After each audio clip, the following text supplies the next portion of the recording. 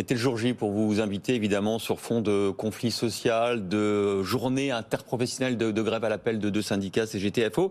Est-ce que les revendications salariales, qu'on voit dans beaucoup d'entreprises, sont légitimes? Il y a beaucoup de revendications qui sont légitimes. Les modalités de mobilisation sont à la liberté et à la décision des organisations syndicales. Vous l'avez dit, sur l'ensemble des syndicats représentatifs, deux seulement appellent à cette mobilisation aujourd'hui. C'est leur droit et c'est le droit des salariés qui participent à ce mouvement-là. Nous travaillons depuis maintenant des mois et même des années sur ces questions de pouvoir d'achat. La loi du mois de juillet a apporté de nouveaux outils, à la fois des outils de partage de valeur, sur l'intéressement, sur la prime de pouvoir d'achat, a apporté aussi de nouveaux outils pour dynamiser le dialogue social de branche dans les branches professionnelles, puisque c'est là que sont décidés les niveaux de rémunération.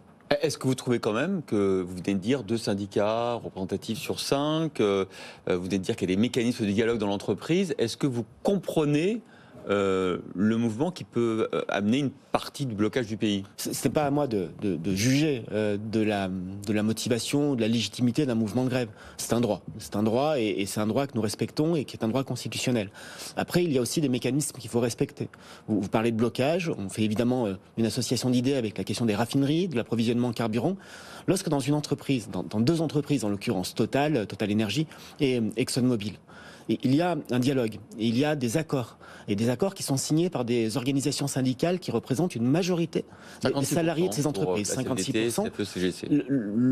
La démocratie sociale, le dialogue social a joué son rôle. Et ces accords doivent aussi être respectés, et donc j'appelle évidemment à ce que ces blocages soient levés pour que la situation puisse s'améliorer.